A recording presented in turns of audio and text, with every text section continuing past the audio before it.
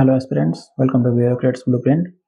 So here we are going to start the international relationship section of the October month of monthly magazine Vision IES 2025. So let us begin with the first topic, that is the rise of anti-immigration policies.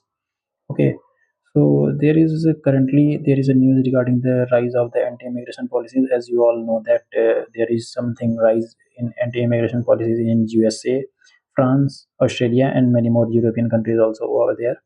तो यहाँ पर अभी first one यहाँ पे news क्या है कि western democracies में क्या है और कुछ-कुछ उसका डोमिनो इफ़ेक्ट एशिया पे भी दिखा है, जो कि ये एंटी इमिग्रेशन पॉलिसीज़ का राइज़ हुआ है काफ़ी ज़्यादा इधर भी। तो उसके रिगार्डिंग जो न्यूज़ आया हुआ है वो देख लेते हैं। सी अभी कुछ एग्ज़ाम्पल्स यहाँ पर देख लेते हैं एंटी इमिग्रेशन सेंटिमेंट से रिलेटेड। सी फर्स्ट वन क्या है यहाँ पर H-1B वीज़ा से रिलेटेड है, क्योंकि अभी रिसेंटली यूएसए ने हाइक कर दिया है in the like presidentship of United States president Donald Trump. Okay, so second one यहाँ पर क्या है कि जापान का सनसिटो पार्टी जो है उसने फ्रेम किया हुआ है दैट कि ये जो इमिग्रेशन है वो एक साइलेंट इन्वेजन की तरह वर्क करता है, जैसे कि एक आक्रमण हो रहा है हमारे कंट्री के ऊपर और जो कि बहुत ही शांतिपूर्वक हो रहा है, जो कि हमें पता नहीं चल पा रहा है। ये एक टाइप का नैरेटिव काइंड ऑफ सेट करना चाह रहे हैं वो लोग कि इमिग्रेशन को काफ़ी वो लोग स्टॉप करना चाह रहे हैं, वेदर इट इज़ लीगल और इलीगल, सभी को वो एक सिंगल चीज़ में कल्मिनेट करना चाह रहे हैं। Okay, this one is the second example. Third one is the opposition to India's migration to Australia. तो ऑस्ट्रेलिया में भी अभी आप लोगों ने देखा होगा कि काफ़ी ज़्यादा प्रोटेस्ट वगैरह चल रहे हैं इंडियन माइग्रेंट्स के, जो इंडिया के माइग्रेंट्स हैं जो ऑस्ट्रेलिया में रह रहे हैं अभी इंडियन डायस्पोरा के थ्रू, कि वहाँ पर जो स्टूडेंट्स हो गए और जॉब वर्कर्स हो गए और भी जितने भी डाइवर्सिफाइड जगह पे जो काम कर रहे हैं इंडिया के लोग, तो उनके अगेंस्ट में ये बैनर मार्च हुआ है, मार्च फॉर ऑस्ट्रेलिया, कि उनको वहाँ से हटाया जाए ताकि वो जो ऑस्ट्रेलिया के जॉब वगैरह वो लोग क्या कर रहे हैं, ऑस्ट्रेलियंस का क्या कहना है कि ये ऑस्ट्रेलियंस के जॉब के ऊपर एक क्या है, ये अटैक है कि हमारे जॉब्स को ये लोग, ये जो इंडियंस हो गए वो खा रहे हैं। वो किस तरीके से हो रहा है अभी हम आगे चल के देखेंगे इसी न्यूज़ में। ओके, तो यहाँ पर क्या बता रहा है कि this is primarily because of the rise of the population where public opinion takes the form of hostility to immigration. ये राइज ऑफ पॉपुलेशन की वजह, राइज ऑफ पॉपुलिज्म की वजह से ही ये सब जो सिनारियो क्रिएट हो रहा है ये सब हो रहा है। आगे क्या बता रहा है कि पॉलिटिकल रिस्पॉन्सेज है invariably win to come new immigration by reducing legal migration routes, reinforcing border protection, cutting the entitlement of new arrivals, and in general trying to deter migrants। तो यहाँ पर जो इलीगल माइग्रेंट्स हैं उनके साथ साथ में ये लीगल माइग्रेंट्स को भी क्या कर रहे हैं, स्टॉप कर दे रहे हैं और रिड्यूस कर दे रहे हैं उनके माइग्रेशन रूट्स को। किस तरीके से?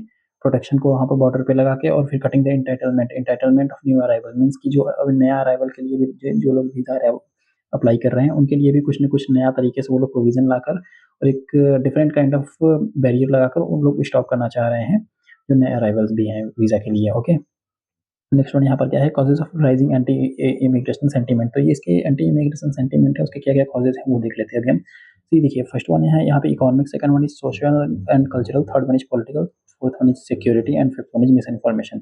सी फर्स्ट वन इकोनॉमिक इसलिए है यहाँ पर कि वो जो जिस कंट्रीज में ये एंटी इमिग्रेशन पॉलिसीज का प्रोटेस्ट हो रहा है कि हमारी कंट्री से माइग्रेंट्स को यहाँ से रिमूव किया जाए, यहाँ से अवे लेकर जाया जाए, कि देखिए ये क्या कर रहे हैं कि हमारे लोकल्स का जॉब खा रहे हैं ये लोग और डिप्रेसिंग वेजेस कर रहे हैं। मीन्स कि अगर कोई लोअर इनकम कंट्रीज़ के डेवलप्ड कंट्रीज़ में जाएँगे तो यहाँ पर वहाँ पे ये होगा कि ये जो लोअर इनकम कंट्रीज़ के जो पर्सन्स हैं, पीपल्स हैं, वहाँ पर जाके कम सैलरी में भी वहाँ पर जॉब कर सकते हैं। तो इससे क्या होगा कि जो वहाँ के लोकल्स लोग हैं उनका एक बेंचमार्क जो सेट है हायर सैलरीज़ का वो डाउनग्रेड हो जाएगा, और वहाँ के जो एम्प्लॉयर्स लोग हैं वो कम सैलरी वाले पर्सन्स को ही रखेंगे in order to in order to increase the benefit of their profitability of their companies. Okay, so इससे क्या होगा, वहाँ के वेजेस जो बेंचमार्क सेट था उनका वेजेस का क्या हो जाएगा, वो डिप्रेस हो जाएगा। वहाँ के जो लोकल सिटीजन्स हैं, लोकल लोग हैं, उनको कम अमाउंट में, कम सैलरीज में जॉब करना पड़ेगा इसके एज कंपेरिजन टू इसके पहले जो कर रहे थे वो जल्दी सैलरीज पे कर रहे थे। बट माइग्रेंट्स का आ जाने के बाद में जो माइग्रेंट्स लोग हैं वो कम सैलरीज पे ही कर ले रहे हैं। इसकी वजह से वहाँ की कंपटीशन बढ़ गया है लोकल्स के लिए। ओके, सो ये एक रीज़न रहा है यहाँ पर, इकोनॉमिक रीज़न रहा है जो कि वेलफेयर सिस्टम में क्या कर रहा है, ये स्ट्रेन डाल रहा है। Second one is social and cultural. तो सोशल एंड कल्चरल क्या है कि वहाँ के लोग सोच रहे हैं कि जो माइग्रेंट्स आ रहे हैं वो हमारे लिए नेशनल आइडेंटिटी के थ्रेड बन चुके हैं और उनका लैंग्वेज पे भी वो इम्पैक्ट डाल रहे हैं, उनके रिलीजन पे, उनके ट्रेडिशंस पे। ये माइग्रेंट्स के आ जाने की वजह से उनकी language identity, national identity, religion और ट्रेडिशन के ऊपर इम्पैक्ट पड़ेगा, और ये धीरे धीरे करके हमारी लैंग्वेजेस पे एक खतरा बन के रह जाएगा कि एक टाइम पे आएगा कि ये सारी चीज़ों को फेड आउट कर देंगे। Okay, third one is the political reason. तो वहाँ के जो नेशनलिस्ट लीडर हैं वो क्या कर रहे हैं, पब्लिक को एक फियर दिला रहे हैं कि ये सब तुम्हारे मीन्स की तुम्हारे अनएम्प्लॉयमेंट का मेन कारण ये इमिग्रेंट्स जो है यही सब है। और सेकंड वन इज क्राइम, ये जो हमारे कंट्रीज में क्राइम बढ़ रहा है, ये सब के रीजन कौन है, ये जो माइग्रेंट्स आ रहे हैं वही है। Third one is the welfare strength, की जो हम तुम्हारे वेलफेयर के लिए, जो हम आपके वेलफेयर के लिए जो स्कीम्स लाते हैं, जो मीन्स कि कोई भी गवर्नमेंट का वेलफेयर का स्कीम जो होता है वो हम ला रहे हैं आपके इन जनरल नेटिव्स के लिए, बट ये जो बाहर से माइग्रेंट्स आ रहे हैं वो भी उनका बेनिफिट उठा रहे हैं। इससे क्या हो रहा है कि लोकल्स को परेशानी हो रही है, लोकल्स को उतना बेनिफिट प्रोलिफरेट नहीं हो पा रहा है। तो ये एक नेशनलिस्ट लीडर और पॉपुलिस्ट लीडर इस तरीके से करते हैं ताकि वो इलेक्टोरल गेन कर सके वहाँ पे, ठीक है, उस कंट्री में। लाइक विक्सी, Italy's prime minister Giorgia Meloni argued that the country faces a migrant invasion. ये जॉर्जिया मेलोनी क्या कह रही है कि कंट्री उनका क्या कर रहा है, एक माइग्रेंट इन्वेजन मीन्स आक्रमण हो रहा है माइग्रेंट्स का, ऐसा वो पोर्ट्रे कर रही है। ओके, सी, ये रहा इकोनॉमिक, ये रहा socio cultural, third one is political, fourth one is security and the last one is misinformation. See, security अभी हम लोगों ने नहीं कवर किया, यस। तो illegal border crossing and terrorism, illegal border cross करके टेररिज्म को ये क्या कर रहे हैं, इम्पैक्ट डाल रहे हैं और इन्फ्लुएंस कर रहे हैं, ये क्या बोलते हैं, migrants. And last one is miss information, क्या है, xenophobia थ्रू फॉल्स नैरेटिव। तो सोशल मीडिया के थ्रू क्या किया जा रहा है, फॉल्स नैरेटिव सेट किया जा रहा है ऑनलाइन, और xenophobia को क्या किया जा रहा है, एम्पलीफाई किया जा रहा है कि जो माइग्रेंट्स हैं वो हमारे जॉब्स को खा रहे हैं और ये हमारे कंट्रीज में क्या कर रहे हैं, क्राइम के रेट्स को इंक्रीज कर रहे हैं। तो यहाँ पर क्या दिखा रहा है, क्राइम रेट्स को इंक्रीज कर रहे हैं, reinforcing negative stereotype, creating mass fear and moral panic. तो एक काइंड ऑफ स्टीरियोटाइप क्रिएट कर दे रहे हैं, वो भी नेगेटिव स्टीरियोटाइप क्रिएट कर दे रहे हैं कि जो माइग्रेंट्स आ रहे हैं मीन्स कि सारे ही माइग्रेंट्स क्या कर रहे हैं, हमारे जॉब को ले जा रहे हैं और हमारे कंट्री में क्राइम रेट्स को इंक्रीज कर रहे हैं। ये काइंड ऑफ एक स्टीरियोटाइप हो गया ना कि migrants equal to like taking jobs and then raising the crime rates. So these are all the factors which are causing the anti-immigration sentiment. Now moving on to the next section, impact of anti-immigration. Hold on. Yes. So now here is the impact of the anti-immigration. What are the impact of the anti-immigration is onto that country? So first one is the economic impact. Second one is the demographic impact. Third one is the social cultural impact. And fourth one is the reduced innovation. And the last one is the political impact. तो यहाँ पर क्या कर रहे हैं कि अभी हम ये इकोनॉमिक इम्पैक्ट देख लेते हैं, क्या क्या पड़ता है किसी कंट्री पे अगर उसका एंटी इमिग्रेशन का क्या क्या इम्पैक्ट पड़ता है किसी कंट्री पे अगर ऐसा कुछ वहाँ पर स्टार्ट हो रहा है। तो सी, वहाँ के रिड्यूस लेबर सप्लाई हो जाएगा, supply in sector dependent on migrant worker हो जाएगा। Hold on. इकोनॉमिक इम्पैक्ट ये पड़ेगा कि उस किसी भी कंट्री में अगर क्या बोलते हैं एंटी इमिग्रेशन सेंटीमेंट का काफ़ी ज़्यादा इंक्रीज हो गया, इन्फ्लुएंस बढ़ गया है बहुत ज़्यादा, तो उसका इम्पैक्ट ये पड़ेगा कि वहाँ की लेबर सप्लाई में काफ़ी ज़्यादा रिड्यूस हो जाएगा। लाइक फॉर एग्जांपल, एक एग्जांपल के थ्रू समझते हैं, जैसे इंडिया हो गया, तो इंडिया में जो काफ़ी जो लो स्किल्ड जॉब वाले इंसान होते हैं, पर्सन होते हैं, जो लाइक गल्फ कंट्रीज़ में जाते हैं जॉब करने के लिए, तो वहाँ पर किस चीज़ में जाते हैं, या तो फिर वो कंस्ट्रक्शन कंपनीज़ में जाते हैं या फिर वहाँ पे एग्रीकल्चर डिपार्टमेंट संभालते हैं, मीन्स एग्रीकल्चर सेक्टर में वो जाते हैं, लाइव स्टॉक्स में देखते हैं और ये सब चीज़ें देखते हैं वहाँ पर। तो उससे क्या हो रहा है कि वहाँ पे जो वो एज़ अ लेबर की तरह जा रहे हैं, तो अगर इस तरीके से अगर सऊदी अरेबिया या फिर गल्फ कंट्रीज़ किसी भी कंट्रीज़ में अगर ये एंटी इमिग्रेशन सेंटीमेंट का इन्फ्लुएंस हो गया है बहुत ज़्यादा, तो वहाँ से लेबर्स क्या किए जाएँगे, वहाँ से जो माइग्रेंट्स हैं वो सब डिपोर्ट कर दिए जाएँगे इंडिया में। तो इसकी वजह से क्या हो जाएगा, वहाँ पे लेबर का शॉर्टेज हो जाएगा।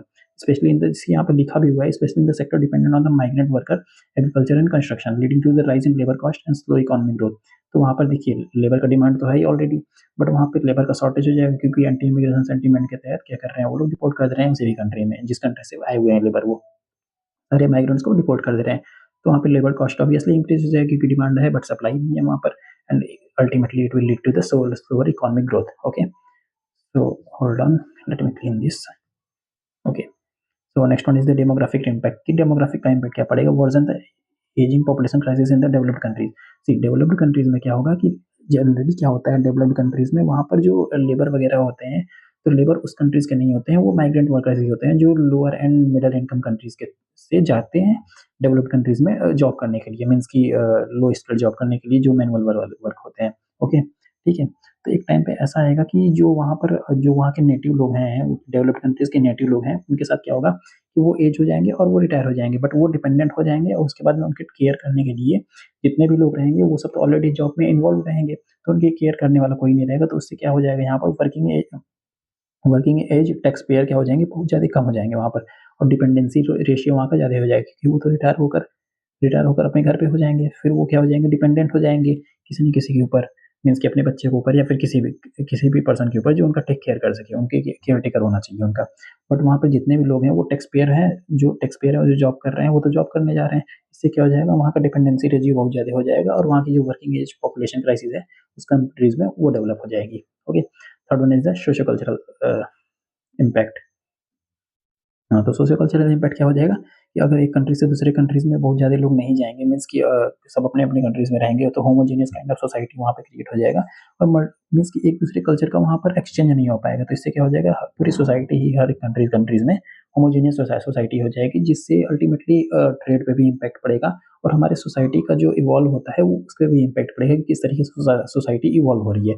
लाइक हम लोग एंशिएंट टाइम में चले जाएँगे, जिस तरीके से एंशिएंट टाइम में होता था, सारी सोसाइटी क्या होती थी, होमोजेनियस होती थी, कोई भी अकल्चरेशन नहीं होता था, ना ही ग्लोबलाइजेशन ही होता था। क्योंकि ग्लोबलाइजेशन का भी काफ़ी ज़्यादा इसमें डाउनफॉल होगा। ओके, सो यहाँ पर सोशो कल्चरल इम्पैक्ट हो गया and second last one is the reduced innovation. तो अल्टीमेटली क्या होगा वहाँ से कि इनोवेशंस भी काफ़ी ज़्यादा रिड्यूस हो जाएँगे, reduce innovation, research capacity, startup formation. See ऐसा क्यों होगा ये देखते हैं। As per the National Foundation of American Policy, ये National Foundation of American Policy का एक रिपोर्ट है, उसने क्या बताया गया है 55% of the countries 1 billion startup. तो 50 ये कंपैरेटिवली यूएस के बारे में बता रहा है कि यूएस में 55% क्या है, जो 1 बिलियन स्टार्टअप है, 1 बिलियन डॉलर का स्टार्टअप है, ठीक है? Most of the means 55% of that startups of 1 billion dollar, उसमें क्या है एटलीस्ट एक जो है उसका फाउंडर है वो क्या है, माइग्रेंट है, मीन्स कि जो बाहर से आया हुआ है, not of US citizen. Okay, and last one is the political impact. इसका पॉलिटिकल इम्पैक्ट क्या पड़ेगा वहाँ पे कि डिस्क्रिमिनेटरी वीज़ा रेजीम हो जाएगा, तो एक कंट्री दूसरे कंट्री का वीज़ा देने के लिए काफ़ी ज़्यादा डिस्क्रिमिनेट करेगा और उसको मीन्स कि एक्सक्लूड करना चाहेगा और वहाँ की एक दूसरे कंट्रीज़ की डिप्लोमेसी पे भी इसका इम्पैक्ट पड़ेगा अल्टीमेटली। ओके, तो next one is the measures taken to prevent the illegal migrants. तो इंडिया में कौन-कौन से मेजर्स लिए गए हैं इलीगल माइग्रेंट्स को यहाँ से डिपोर्ट करने के लिए या रिमूव करने के लिए, वो देख लेते हैं अभी हम। See first one is the National Register of Citizen NRC, जिसके ऊपर बहुत ज़्यादा कंट्रोवर्सी भी हुआ था अभी 2019 and all those things, citizenship amendment act. यहाँ पर क्या है, it is a list of citizen which was created for the first time in Assam. तो ये लिस्ट ऑफ सिटीजंस है जो कि क्रिएट किया गया था for the first time in Assam in 1951। For what reason? To combat the issue of illegal immigration in the state. So in order to combat the illegal issue of illegal immigrants in that state, there was something created that is called National Register of Citizen. This is the register which was created in 1951. Okay.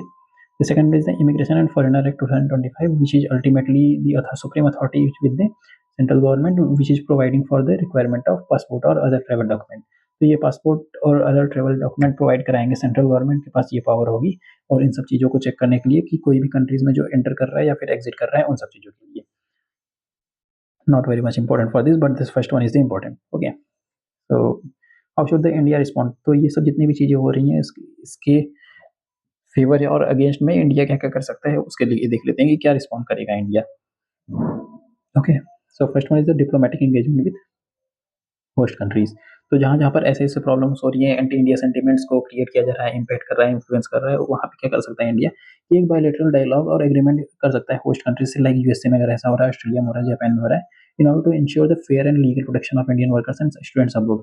कि वहाँ पे जो India के workers हैं और जो students abroad के गए हुए हैं उनके उनके साथ फेयर ट्रीटमेंट हो सके। Okay, this one is the first one and second one is leveraging diaspora diplomacy. तो जो इंडिया के डायस्पोरा किसी कंट्रीज में गए हुए हैं, तो उनका क्या करना है, सबसे मैक्सिमम बेनिफिट उठा कर ले आना है, हमारे डिप्लोमेसी में उसको इम्प्लीमेंट करना है। Like proactive diaspora outreach through embassies and cultural missions to counter the negative stereotype. तो वो जो कल्चरल मिशन है एम्बेसीज के थ्रू, उसमें क्या करना है, जो negative stereotype kind of create किया गया है उसको रिमूव करने के लिए और उसको एक बेहतर ढंग से इम्प्रूव करने के लिए किया गया है, in order to showcase the positive contribution of India globally.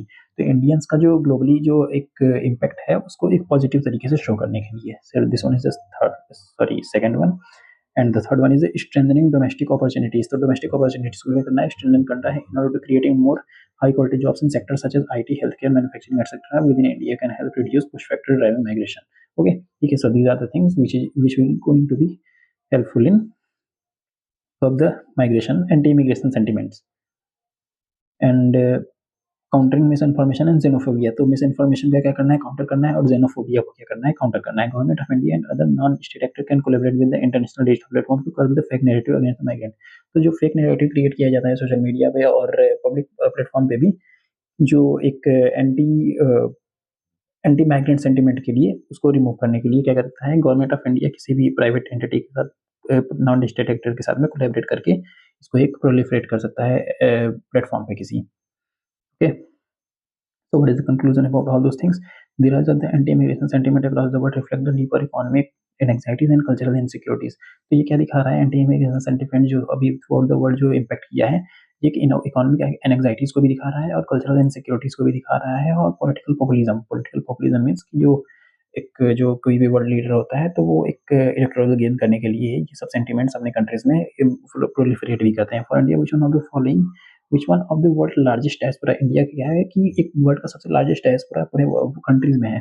The challenge lies in protecting it's citizen abroad while promoting inclusive and responsible migration policies at home. तो यहाँ पर होम में क्या करना है, एक इंक्लूसिव और माइग्रेशन पॉलिसीज को इम्प्लीमेंट करना है अपने होम में, और जितने भी इंडिया के diaspora through out the country, through out the globe में है, ग्लोबली हैं, उनका भी प्रोटेक्ट करना है सिटीजन्स को, और जो माइग्रेंट लेबर वगैरह है। Calibrated approach encouraging diplomacy, evidence-based policy making and respect for human rights can ensure the migration. See, human rights का क्या करना है, हमें respect करना है and remains a strengthen rather than convention and increasingly interconnected world। तो इस interconnected world में क्या करना है हमें कि migration को एक सही तरीके से देखना है, और एक ह्यूमन राइट का उसमें भी इशू को देखना है कि ये ह्यूमन राइट का वायलेशन कहीं पे ना हो। Okay, so this one is the first topic of all those things, and the second one is the India Afghanistan relation strategic resetting of ties. Okay, so we are going to see the India Afghanistan relation. So why there is India Afghanistan relation we are studying, क्योंकि अभी आप लोग जान रहे होंगे कि recently Afghanistan के जो फॉरेन मिनिस्टर हैं वो इंडिया में आए हुए थे, तो उससे रिलेटेड, अफगानिस्तान से रिलेटेड इंडिया का रिलेशनशिप को हम देख लेते हैं, और अभी क्या क्या हुआ है वो देख लेते हैं। Recently Afghanistan foreign minister arrived in New Delhi to hold bilateral discussion with the India external affairs. India external affairs से क्या करने आए हैं, वो बायलैटरल डिस्कशंस करने आए हैं अफगानिस्तान के फॉरेन मिनिस्टर। तो यहाँ पर इस न्यूज़ में क्या दिया गया है, सी यूनाइटेड नेशंस ने क्या किया, यूनाइटेड नेशन सिक्योरिटी काउंसिल ने क्या किया हुआ है कि एक एग्जाम्पशन ग्रांट किया हुआ है अफगानिस्तान के फॉरेन मिनिस्टर के लिए, ताकि वो इंडिया ट्रेवल कर सकें। और सेकंड वन क्या है, it is the first ministerial level visit to India. ये फर्स्ट मिनिस्ट्रियल लेवल डायलॉग है इंडिया और तालिबान के बीच में, जब से तालिबान ने कैप्चर किया हुआ है अफगानिस्तान को since August 2021। Okay, key outcomes, what are the outcomes of all those visits. See diplomatic engagement हुआ है यहाँ पर, India restored the status of technical mission of India in Kabul to that of Afghanistan in India. तो यहाँ पर क्या किया है कि एक इंडिया ने रिस्टोर किया है स्टेटस को टेक्निकल मिशन, जो कि यहाँ पर कहाँ पे है, अब काबुल में है। कनेक्टिविटी क्या है, commitment of India Afghanistan freight corridor. तो इंडिया अफगानिस्तान फ्रेट कॉरिडोर को क्या करने के लिए, कमिटमेंट करने के लिए ये बात हुई है यहाँ पर। Okay, now next one is the infrastructure and energy. तो आप लोगों को पता ही होगा, मीन्स की इधर यू नो और don't know, but that doesn't matter even you know और नॉट, कि यहाँ पर क्या है कि इंडिया का अफगानिस्तान में काफ़ी ज़्यादा इन्वेस्टमेंट है, और स्पेसिफिकली क्या है इंफ्रास्ट्रक्चर एंड एनर्जी में। इंफ्रास्ट्रक्चर में क्या है कि एक फ्रेंडशिप डैम क्रिएट किया गया था, that was Salma dam in Herat, and India agreed to collaborate on hydroelectric projects in Afghanistan. तो अफगानिस्तान में एक हाइड्रो इलेक्ट्रिक प्रोजेक्ट इंडिया का था, यहाँ पर सलमा डैम क्रिएट किया गया, सलमा डैम कंस्ट्रक्ट किया गया था with the help of India. Why India showing renewed interest in Afghanistan. तो यहाँ पर अफगानिस्तान से इंडिया अभी रिसेंटली ही क्यों इंगेज कर रहा है, और क्या बोलते हैं कि एक इंटरेस्ट दिखा रहा है अफगानिस्तान में, ताकि वो अपने डिप्लोमेटिक रिलेशंस को काफ़ी और ब्रॉडन कर सके, और मीन्स की बेटर कर सके उसको। First safeguarding the sorry safeguarding strategic interest. तो सी फर्स्ट ऑफ ऑल क्या है कि कोई भी कंट्रीज इंटरनेशनल रिलेशन में दोस्त या दुश्मन नहीं होती है, बट उनका स्ट्रेटेजिक एक इंटरेस्ट होता है, same as like with India and Afghanistan too. यहाँ पर काउंटर टेररिज्म को काउंटर करना है। इंडिया का फॉरमोस्ट प्रायोरिटी क्या है यहाँ पर, कि अफगानिस्तान क्या एक टाइम पे क्या था कि अफगानिस्तान एक ब्रीडिंग ग्राउंड था टेररिज्म का, मीन्स कि अभी रिसेंटली इस टाइम पे भी है, बट एक टाइम पे बहुत ज़्यादा उसका इम्पैक्ट हाईली इम्पैक्टेड था वो अफगानिस्तान टेररिज्म के लिए। तो एक ब्रीडिंग ग्राउंड बन चुका था अफगानिस्तान, क्योंकि उसका लैंड यूज होता था टेररिज्म को स्प्रेड करने के लिए in the Central Asia and then in the South East Asia too. Okay, तो example presence of the groups such as like al-Qaeda, Islamic State, Khorasan Province, ISKP, Lashkar Taiba, Jaish e Mohammed remains a security the serious threat. तो ये सब कहते हैं यहाँ पे अफगानिस्तान का एक लैंड यूज करके वहाँ पर टेररिज्म को काफ़ी ज़्यादा स्प्रेड करते थे। Security commitments from Kabul. तो यहाँ पर सिक्योरिटी इशू भी था काबुल से, like Afghanistan foreign minister assured that Afghanistan territory will not be used for activities hostile to India. तो अफगानिस्तान के फॉरेन मिनिस्टर ने क्या कमिट किया है कि अफगानिस्तान का कोई भी टेरिटरी इंडिया के अगेंस्ट हॉस्टिलिटी को के लिए यूज नहीं किया जाएगा, ये अफगानिस्तान के फॉरेन मिनिस्टर ने कमिट किया हुआ है। And geopolitical balancing and rival management. तो सी जियोपॉलिटिकली बैलेंस भी करना है। After seeing the operation Sindoor, you all know that the relationship between India and Pakistan is still very much deteriorated, at least at this moment of time in June May in the June May of 2025. Okay, तो ये क्या दिखा रहा है, limiting Pakistan influence. तो पाकिस्तान के influence को counter करना है इस सेंट्रल एशियन रीजन में। तो इसकी वजह से क्या करना है कि अफगानिस्तान के साथ एक अच्छा रिलेशनशिप बना के रखना है, ताकि काउंटर किया जा सके पाकिस्तान के इन्फ्लुएंस को। India aims to counter Pakistan influence by leveraging the deteriorating Pakistan-Afghanistan. In fact Pakistan के अफगानिस्तान के साथ में क्या हुआ है कि रिलेशनशिप काफी ज्यादा डिटेरियोरेट हो गया है, at least at this moment of time. तो creating space for pragmatic India Afghanistan cooperation. तो इंडिया अफगानिस्तान कोऑपरेशन को क्या कर रहा है, एक स्पेस दे रहा है, क्योंकि ऑलरेडी पाकिस्तान और अफगानिस्तान का रिलेशनशिप क्या हो रहा है, डिटेरियोरेट हो चुका है। तो इससे पाकिस्तान इंडिया क्या करना चाह रहा है, मैक्सिमम बेनिफिट लीवरेज करना चाह रहा है अफगानिस्तान से, ताकि पाकिस्तान के इन्फ्लुएंस को काउंटर किया जा सके। ओके, सो चेकिंग चाइना स्ट्रेटेजिक एक्सपेंशन। तो यहाँ पे चाइना का भी स्ट्रेटेजिक एक्सपेंशन हो रहा है, लाइक विद सीपीईसी कॉरिडोर। तो उसको भी काउंटर करने के लिए इंडिया अफगानिस्तान के साथ काफी अच्छा बेटर रिलेशनशिप बनाना चाह रहा है। और चाइना भी क्या कर रहा है वहाँ पे कि अफगानिस्तान के साथ में बेटर रिलेशनशिप बना चाह रहा है, in order to make more influential its Belt and Road Initiative and CPEC corridor too. Okay, protecting strategic investment. India has invested $3 billion in more than 500 projects. तो इंडिया ने क्या किया है कि 300 बिलियन डॉलर का प्रोजेक्ट्स इन्वेस्ट किया है अफगानिस्तान में, मोर देन 500 प्रोजेक्ट्स में। Okay, across various provinces of Afghanistan covering water, power, road, health care, education, agriculture, capacity building, with all those things. So इन सब चीज़ों को प्रोटेक्ट करने के लिए इंडिया तो वहाँ पर इंटरेस्ट लेगा ही अफगानिस्तान में। these are all the geopolitical balancing tribal management. Okay, next one is the global and regional perspective. Global perspective क्या है एंड रीजनल पर्सपेक्टिव क्या है इंडिया एंड अफगानिस्तान के रिलेशनशिप में। Moscow front unity. तो इंडिया ने अभी पार्टिसिपेट किया है 7th Moscow front consultation on Afghanistan alongside China, Iran, Pakistan, central Asian countries and Russia. तो इंडिया ने रिएटरेट किया है secure, peaceful and stable Pakistan is vital for its people, regional resilience and global security. तो India ने इस चीज़ों को दोबारा दोहराया हुआ है कि पाकिस्तान का मीन्स कि अफगानिस्तान को सिक्योर रहना, पीसफुल रहना और स्टेबल अफगानिस्तान का रहना बहुत ही ज़्यादा जरूरी है। और vital for its people means कि अफगानिस्तान के पीपल के लिए और वहाँ के रीजन के रेजिलियंस के लिए, और also to the global security. Okay, Russia का रिकॉग्निशन। तो रशिया ने काफ़ी ज़्यादा बेटर तरीके से रिकॉग्नाइज किया है तालिबान गवर्नमेंट को। रशिया रिकॉग्नाइज किया है तालिबान गवर्नमेंट को इसलिए बस रिकॉग्नाइज किया है कि क्योंकि पहले अफगानिस्तान में क्या था कि यूएसए का इम्पैक्ट था। इनफैक्ट अभी भी यूएसए चाहता है अफगानिस्तान के बगराम एयर बेस पे कंट्रोल करना। तो इसलिए एंशियंट टाइम से ही क्या बोलते हैं कि रशिया एंड यूएसए का तो कन्फ्लिक्ट रहा है कोल्ड वॉर से ही। इसलिए अफगानिस्तान एक बहुत ही ज़्यादा मेजर गढ़ रहा है यूएसए का भी और रशिया का भी। तो मीन्स कि दोनों लोग अपना डोमिनेंस वहाँ पर क्रिएट किया कर रहना चाहते हैं। इसलिए काउंटर करने के लिए रशिया ने सबसे पहले क्या किया है, तालिबान गवर्नमेंट को रिकॉग्नाइज किया है Islamic Arab of Afghanistan, effectively legitimising the Taliban governance and consolidating Moscow's growing influence in the region. तो मॉस्को का ग्रोइंग इन्फ्लुएंस क्या करना है इस रीजन में, इम्पैक्ट डोमिनेंस करना है इस अफगानिस्तान वाले रीजन में। US strategic poster. यूएस का क्या है यहाँ पर यही बताया मैंने ना, बगराम एयरबेस में क्या है कि इंटरेस्ट दिखा रहा है यूएस ने, suggesting possible re entry into Afghanistan strategic sphere. तो इस रीजन में क्या है, ये बगराम एयरबेस पहले यूएस का ही कंट्रोल में था till I think 2021। Means since Taliban control this capture this Afghanistan in 2021। उसके पहले क्या था, बगराम एयरबेस यूएस का ही कंट्रोल में था। उसके बाद में जब उसने वहां से अपने सारी आर्मीज को रिमूव कर दिया, रिपोर्ट कर दिया, तो फिर तब से वो अफगानिस्तान तालिबान के अंडर में आ गया है। चाइना के यहाँ पर स्ट्रेटेजिक इनिशिएटिव क्या है, यहाँ पर ट्राइलेटरल कोऑपरेशन को क्रिएट करना चाह रहा है चाइना, पाकिस्तान और अफगानिस्तान के साथ में, ताकि उसका बिल्ट एंड रोड इनिशिएटिव को एक पुश मिल सके और लिंक कर सके चाइना पाकिस्तान इकोनॉमिक कॉरिडोर को उसके साथ में। Okay, next one is the challenges for India. तो इंडिया के पास क्या क्या चैलेंजेस है in order to navigate a complex political landscape. इस कॉम्प्लेक्स पॉलिटिकल लैंडस्केप को नेविगेट करने के लिए इंडिया के पास क्या क्या चैलेंजेस है वो देख लेते हैं। First one is the lack of formal recognition. कि एक फॉर्मल रिकॉग्निशन नहीं है इंडिया के पास में, मीन्स कि तालिबान को फॉर्मली रिकॉग्नाइज नहीं किया हुआ है।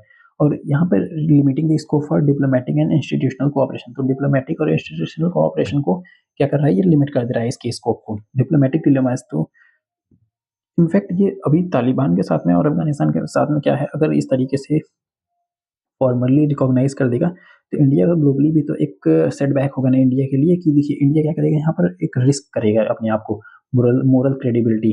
क्योंकि अफगानिस्तान क्या है, एक ऑपरेसिव रेजिम है। तो ऑपरेसिव रेजिम के साथ में अगर इंडिया कोऑपरेट कर रहा है, डिप्लोमेटिक तरीके को अपने इन्फ्लुएंस कर रहा है, बढ़ा रहा है, तो एक ग्लोबल लेवल पे क्या होगा, इंडिया का एक सेटबैक मिलेगा ना, कि एक ऑपरेसिव रेजिम को क्या कर रहा है, अपने साथ में मीन्स की डिप्लोमेटिक रिलेशनशिप बढ़ा रहा है और बायलैटरल रिलेशनशिप को इंक्रीज कर रहा है, सिर्फ और सिर्फ पाकिस्तान को काउंटर करने के लिए। तो ये एक बेटर एडवाइस नहीं होगा, बेटर एक डिसीजन नहीं होगा इंडिया के लिए। Means cost to benefit ratio of all those thing is going to be very much low. तो सबसे पहले इंडिया को क्या करना चाहिए कि एक सेल्फ सफिशिएंट होना चाहिए, ना कि किसी के ऊपर डिपेंडेंट होना चाहिए। Balancing strategic interest with humanitarian concern. तो इंडिया का सेक्युलर डेमोक्रेसी कंट्रास्ट सी इंडिया का क्या है, सेक्युलर डेमोक्रेसी है, और ये इन कंट्रास्ट किसके है, तालिबान के थियोक्रेटिक रूल के। वहाँ पे तो थियोक्रेटिक रूल है और इंडिया का सेक्युलर रूल है। इससे क्या हो रहा है कि ये कंट्रास्ट में आ रहा है, इन कंट्राडिक्शन में आ रहा है कि women and religious freedom raises concern human right violation. तो अफगानिस्तान में आए दिन सुनने में आता है ह्यूमन राइट वायलेशन का, और एक वुमेन के ऊपर, रिलीजियस फ्रीडम के ऊपर भी कंसर्न एक बना हुआ है अफगानिस्तान में। तो these are the region which are the challenges for India in order to navigate a complex political landscape. Okay, so there is a conclusion of all those things. India's renewed engagement with the Taliban reflects a pragmatic shift. तो क्या हो रहा है, India का renewed engagement जो है तालिबान के साथ में, ये क्या दिखा रहा है, प्रेगमेटिक दिखा रहा है, मीन्स प्रैक्टिकल एक शिफ्ट दिखा रहा है कि अपने इंटरेस्ट को इंडिया प्रायोरिटाइज कर रहा है, ना कि कोई भी रेजिम देख रहा है कि कोई ऑपरेसिव है या रिग्रेसिव है, किसी भी टाइप का रेजिम है, बट इंडिया अपने प्रेगमेटिक शिफ्ट को प्रायोरिटाइज कर रहा है, अपने इंटरेस्ट को प्रायोरिटाइज कर रहा है, और रियल आइडियोलॉजिकल रिजर्वेशन की अपने आईडी के एक सिंगल आइडियोलॉजी पे, एक ऑर्थोडॉक्स आइडियोलॉजी पे इंडिया नहीं चल रहा है कि हाँ नहीं हमें अब सिर्फ हिंदुओं की तरफ बढ़ना है, हिंदूज की तरफ बढ़ना है, like kind of that thing. Okay, next दिखा रहा है यहाँ पे, engaging with difficult partner does not signify the endorsement, reflects the pragmatic choice of dialogue and over disengagement। वही दिखा रहा है कि एक pragmatic तरीके से इंडिया थिंक कर रहा है। ओके, इस टाइम पे। And next one is the India Russia relationship, this one is very much important, so please be focus over here. So what is the news in there in this? Recently, the 25th anniversary of the declaration of the strategic partnership between India and Russia has been declared। तो 25th anniversary क्या हुआ, declaration of strategic partnership का यहाँ पे anniversary था यहाँ पर, तो वो देख लेते हैं कि मोर ऑन द न्यूज़ क्या है, इसके रिलेटेड न्यूज़ क्या है यहाँ पे। See, declaration was signed in the year 2000. First time this declaration was signed in the 2000. Since then, 22 annual summits, regular see ये these are the very best data। इसको हम छोड़ देते हैं अभी, मेन पे आते हैं। Core pillars of the India Russia relationship. तो यहाँ पे इंडिया रिलेशनशिप का क्या है, जो मेन कोर पिलर है वो देख लेते हैं। Annual summit is at its centrepiece. तो एनुअली क्या होता है, इंडिया रशिया का एक समिट होता है। Beyond summit the two nations coordinate closely through ministerial exchanges, the 2+2 dialogue and forums like United Nation, G20, BRICS, SCO, etc। there are many ministerial exchanges with 2+2 dialogue। 2+2 dialogue में क्या होता है, यहाँ पर एक डिफेंस का होता है, एक फॉरेन मिनिस्ट्री के होते हैं जो हेड होते हैं इंडिया और रशिया के, और दोनों लोग का डिस्कशन होता है और मीटअप होता है कहीं पे एक जगह पे। ओके, और कुछ फोरम होते हैं, इंटरनेशनल फोरम हो गया, मल्टीलेटरल फोरम के, लाइक यूनाइटेड नेशन हो गया, G20 हो गया, ब्रिक्स हो गया और SCO हो गया। इसमें क्या हो रहा है, इंडिया और रशिया का एक बेटर इंगेजमेंट देखा जाता है। Russia has also backs India big. Russia ने क्या किया हुआ है कि इंडिया के यूनाइटेड नेशन सिक्योरिटी काउंसिल में को परमानेंट मेंबरशिप को पाने के लिए रशिया ने भी एक तरीके से बैक किया हुआ है, मीन्स की सपोर्ट किया हुआ है। डिफेंस एंड सिक्योरिटी के बारे में क्या दिखा हुआ है कि रशिया क्या है, इंडिया का टॉप मिलिट्री सप्लायर है, accounting for 36% of total defence imports. एक सिपरी का रिपोर्ट है जिसमें क्या दिखाया है कि 36% ऑफ इंडिया का डिफेंस जो इम्पोर्ट है वो रशिया के थ्रू होता है, और रशिया क्या है, एक टॉप मिलिट्री सप्लायर है इंडिया को। एग्जाम्पल क्या है, S-400 हो गया और MiG-29 के नेवल फाइटर एयरक्राफ्ट। तो ये सब चीजें होकर defence have evolved from buyer seller model to joint research development and production of the advanced defence technologies like BrahMos. तो ये ब्रह्मोस क्रूज मिसाइल इंडिया और रशिया के ज्वाइंट कोलैबोरेशन के थ्रू ही बना हुआ है। Okay, yes. और मिलिट्री एक्सरसाइज क्या करता है, यहाँ पे कंडक्ट करता है इंडिया और रशिया, इंदिरा एंड एविया इंदिरा। और एनर्जी सिक्योरिटी से रिलेटेड क्या न्यूज़ है, तो रसिया क्या है, इंडिया का लार्जेस्ट क्रूड ऑयल सप्लायर है इंडिया में। रसिया क्या है, एक सबसे लार्जेस्ट क्रूड ऑयल सप्लायर है इंडिया के लिए, and it supplies the discounted prices which help in curbing the inflation. तो अभी ये इंडिया के इन्फ्लेशन को कर्ब करने के लिए, स्टॉप करने के लिए, रिड्यूस करने के लिए डिस्काउंटेड रेट पे क्या किया है, रशिया ने इंडिया को सप्लाई किया है crude oil. Some of the India's largest state-owned and private companies have invested in Russia's Far East, including ONGC investment in oil and gas project. तो ये जो ONGC का इन्वेस्टमेंट है, इंडिया का ONGC जो है वो उसने इन्वेस्ट किया हुआ है ऑयल एंड गैस प्रोजेक्ट में, कहाँ पे, रशिया की ये जो कंपनी है रसिया फार ईस्ट, उसमें इन्वेस्ट किया हुआ है। और ट्रेड एंड इकोनॉमिक से रिलेटेड क्या न्यूज़ है, तो बोथ कंट्रीज के बीच में एक रिकॉर्ड हाई $68.7 बिलियन का यहाँ पर ट्रेड होता है इंडिया और रशिया के बीच में। और नेक्स्ट वन इज क्या है, they have set a target of bilateral सी। अभी 2030 के लिए क्या टारगेट रखा है, $100 बिलियन का ट्रेड को इंक्रीज करने के लिए major item export from India, see India से एक्सपोर्ट मेजर आइटम क्या होगा, फार्मास्यूटिकल्स हो गया, ऑर्गेनिक हो गया, इनऑर्गेनिक केमिकल्स हो गया, आयरन एंड स्टील हो गया। See these are the things very which are very much factual. 90% of trade between India and Russia is conducted in local currencies, that is rouble and rupee. तो 90% of the trade between India and Russia क्या है, एक local currency में ही होता है, like rupee and rouble में ही होता है। और कनेक्टिविटी के लिए क्या है, Russia can enhance India's connectivity with central Asia and the wider Eurasia through projects like. से इंडिया और रशिया का एक कनेक्टिविटी बेटर तरीके से सेंट्रल एशिया के थ्रू किया जा सकता है। इस तरीके से ये जो ज्वाइंट कोलेब्रेशन किया गया है आईएनएसटीसी का और नॉर्थ सी रूट के थ्रू और China sorry Chennai Vladivostok eastern maritime corridor को, ये भी मैप में दिखा दूंगा मैं नेक्स्ट टाइम में कि कहाँ-कहाँ से ये रूट गया हुआ है। And enhance technological capabilities, example in space sector, ये टेक्नोलॉजिकल कैपेबिलिटी को भी इनहेंस करने के लिए आया हुआ है कि in space sector it is assisting the first, ये जो गगनयान मिशन है इंडिया का फर्स्ट ह्यूमन स्पेस वाले क्रू स्पेस मिशन है, उसमें भी रशिया का ही एक बढ़िया अच्छा खासा क्या है वो इन्वॉल्वमेंट है और एक कोलेब्रेशन भी है रशिया का उसमें। Cultural and people to people ties, तो पीपल टू पीपल टाइज और कल्चरल का भी काफ़ी ज़्यादा इंडिया और रशिया का इंगेजमेंट रहा है। Indian cinema once captivated Soviet audiences, Russian ballet continues to find fans in India. See Russian ballet क्या है, यहाँ पे रशिया के एक डांस का फॉर्म है, वो क्या कर रहा है इंडिया में काफ़ी ज़्यादा फैंस को वो कर रहा है, एग्रीगेट मीन्स की एक्यूमुलेट कर रहा है, अपने पास खींच रहा है, अट्रैक्ट कर रहा है। Yoga enjoys wide popularity across Russia building last longing goodwill. तो योगा काफ़ी इंडिया के काफ़ी ज़्यादा इम्पैक्ट रहा है रशिया पे। Challenges in the India Russia relationship, तो इंडिया और रशिया रिलेशंस का चैलेंजेस क्या है वो देख लेते हैं। ट्रेड इम्बैलेंस, सी ट्रेड तो अभी बताया है कि मैंने कि $100 बिलियन तक का वहाँ पे क्या हुआ है कि एक टारगेट है $100 बिलियन का अप टू 2030। बट ट्रेड क्या है, बहुत ज़्यादा इम्बैलेंस है। रशिया हमें एक्सपोर्ट करता है $63.84 बिलियन का, वाइल इंडिया एक्सपोर्ट करता है सिर्फ और सिर्फ $4.88 बिलियन का। तो ये बहुत ज़्यादा ट्रेड का इम्बैलेंस है इंडिया की तरफ से। रुपी सरप्लस प्रॉब्लम, तो रुपी का भी सरप्लस प्रॉब्लम होगा क्योंकि इंडिया तो बहुत ज़्यादा कम इंपोर्ट कर पा रहा है, बट रशिया क्या हो रहा है बहुत ज़्यादा एक्सपोर्ट कर रहा है इंडिया में, तो इससे क्या हो रहा है रुपी का बहुत ज़्यादा एक्सेस में हो जा रहा है। वही देख लेते हैं अभी क्या है कि Russia trade imbalance has generated financial challenges as billions of Indian rupees have accumulated in special rupee escrow account। तो यहाँ पर बहुत बिलियंस ऑफ डॉलर क्या हो रखे हैं, एक्यूमुलेट हो गए हैं रुपी वोस्ट्रो अकाउंट में ही, जो कि इंडियन बैंक में है। The Russian foreign minister identified the surplus as a problem, जो रशियन फॉरेन मिनिस्टर ने क्या किया हुआ ये बताया हुआ है कि जो सरप्लस इतना ज़्यादा ट्रेड का मीन्स रुपी का, ये बहुत ज़्यादा प्रॉब्लम क्रिएट कर रहा है क्योंकि रशिया क्या है तो उस जो रुपी है उसका यूज़ नहीं कर पा रहा है क्योंकि वो ग्लोबली तो एक्सेप्टेड है नहीं, अभी तो सिर्फ रशिया और इंडिया का यूज हो रहा है, या फिर अगर एक्सेप्टेड भी है तो बहुत ही फ्यू कंट्रीज में इंडिया का रुपी एक्सेप्टेड है। तो इसलिए क्या हो रहा है वो जितने आज एक्यूमुलेट हो जा रहे हैं तो वो रुपी यूटिलाइज नहीं कर पा रहा रशिया, उसी के लिए एक प्रॉब्लम वहाँ पर एक जो हो रहा है वो रशिया के फॉरेन मिनिस्टर ने बताया है। For international transaction outside the western financial system, वही सेम चीज़ें हैं, वही जो मैंने बताया अभी आपको। डिक्लाइनिंग डिफेंस इम्पोर्ट, तो डिफेंस का इम्पोर्ट क्या हो रहा है, डिक्लाइन कर रहा है। It is mainly due to the diversification of India arm import from countries like Israel, France and United States along with the indigenisation effort.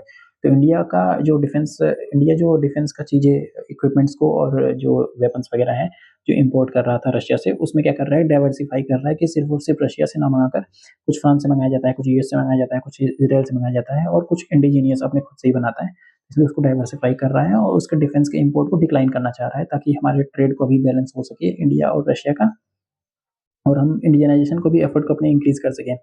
Diverging geopolitical priorities, तो जियोपॉलिटिकल प्रायोरिटीज को भी हमें क्या करना है डाइवर्ज करना है, मीन्स की डेविएट करना है। India US convergence, India is increasingly aligning with the west, see India क्या कर रहा है कि वेस्ट के साथ अलाइन कर रहा है particularly with the US. Example security relation such as Quad, तो क्वाड में क्या कर रहा है इंडिया मीन्स की लीन हो रहा है किसकी तरफ में, वेस्ट की तरफ हो रहा है। ग्रोइंग रशिया चाइना टाइज, तो अभी क्या हो रहा है कि रशिया और चाइना का टाइज में क्या हो रहा है काफी ज्यादा ग्रो कर रहा है। Align announce no limit, Russia और चाइना ने क्या किया अभी नो लिमिट अनाउंस किया हुआ है partnership aligning outlining closer political security and economic engagement. तो यहाँ पर क्या है कि ये जो एक दिखा रहे हैं नो लिमिट कि अगर रशिया और चाइना के ऊपर कोई भी अगर ऐसा कुछ अटैक होता है या फिर कोई भी अगर इश्यू आता है उनकी तरफ से, तो वो नो लिमिट यही दिखा रहा है कि हम लोगों का बहुत ही बेटर तरीके से क्या है हम लोग फ्रेंड्स हैं। ओके, कि अगर कोई भी इम्पैक्ट आएगा तो एक दोनों लोग एक दूसरे की हेल्प करेंगे, ये सिग्निफाई कर रहा है।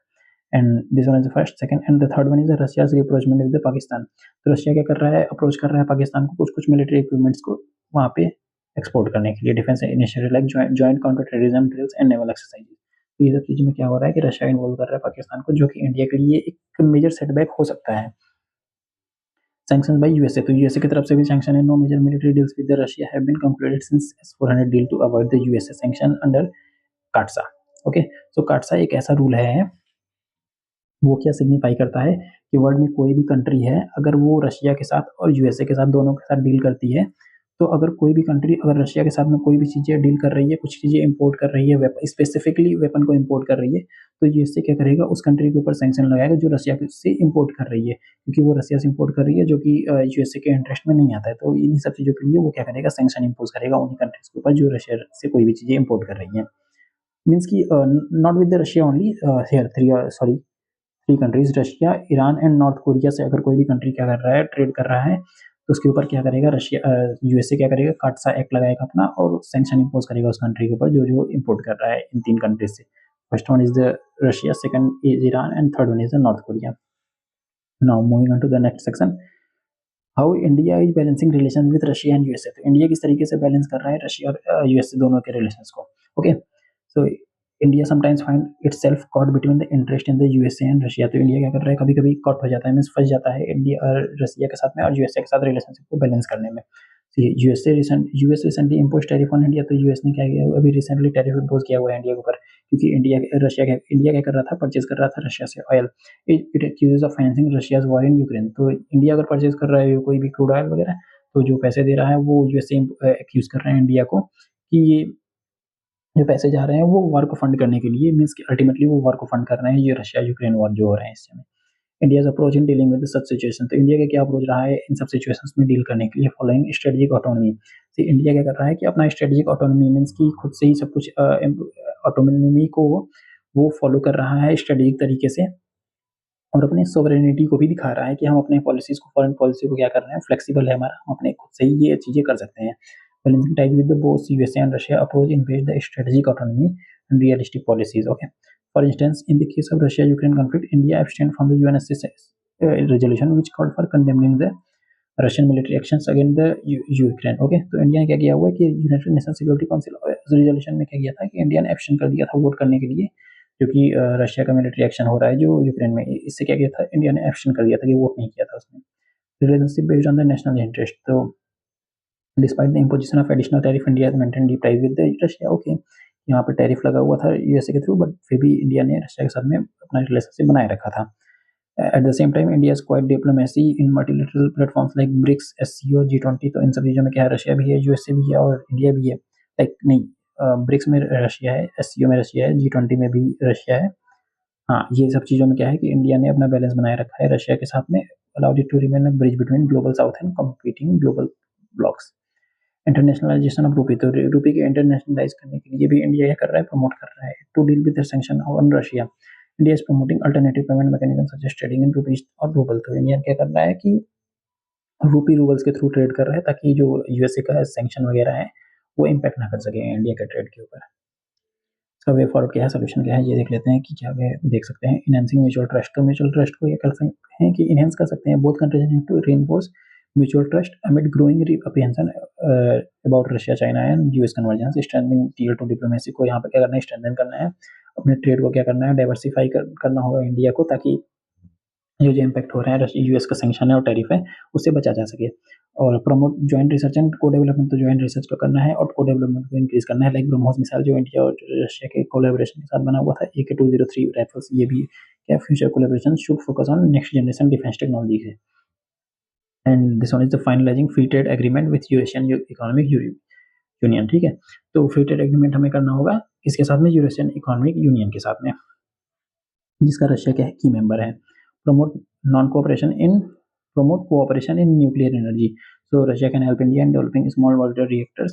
तो रशिया क्या कर सकता है, इंडिया को हेल्प कर सकता है स्मॉल मॉड्यूलर रिएक्टर को बनाने के लिए। एंड अदर क्या है, promoting cooperation for in non-traditional areas such as air, cyber security, etc. So these are the things which are the way forward of all those India-Russia relationships. Now moving on to the conclusion. The future of India-Russia relations depends on the both nations' ability to adopt their partnership.